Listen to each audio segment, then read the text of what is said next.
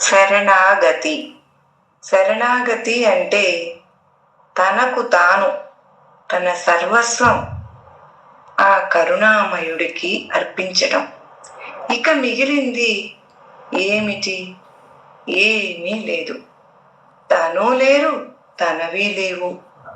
పుట్టే గిట్టే శరీరం భగవంతుని పరమైంది.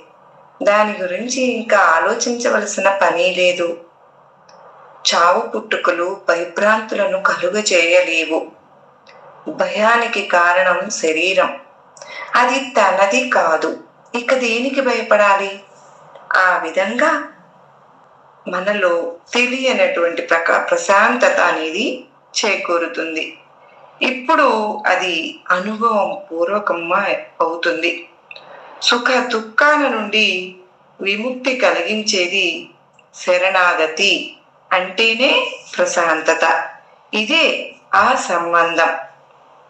నీవు బాబా వారికి శరణాగతులు ఉంటూ బాబా కనిపించినా కనిపించకపోయినా సరే బాబా వారి అభీష్టాన్ని స్వీకరించు.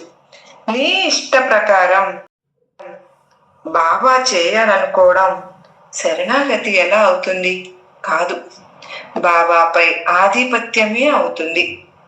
ఏది ఉత్తమమో బాబా వారికి తెలుసు. ఎప్పుడు ఏ రీతిగా జరిపించవలనో కూడా బాబాకు తెలుసు. అన్నీ పూర్తిగా బాబా వారికి వదిలిపెట్టు.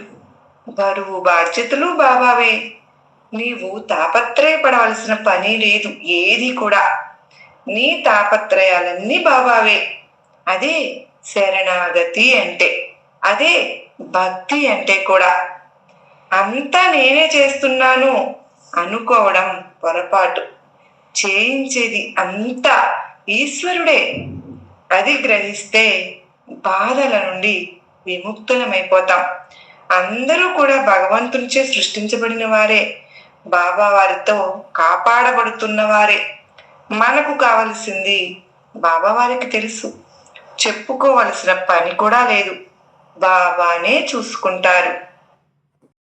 చేసేది ఎవరు అని ప్రశ్నించుకో. నీవెవరో గుర్తుంచుకో.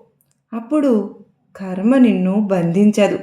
దానంతటే జరిగిపోతుంది. విధి నిర్ణయానుసారం నీవు చేయవలసినది అంతా తప్పనిసరిగా చేయవలసియే ఉంటుంది. తప్పించుకోలేవు. ఆత్మానుభవం మనసు పరిపక్వతకు సంబంధించిన విషయం అని గుర్తుపెట్టుకో. సర్వేజన సుఖినో భవంతు.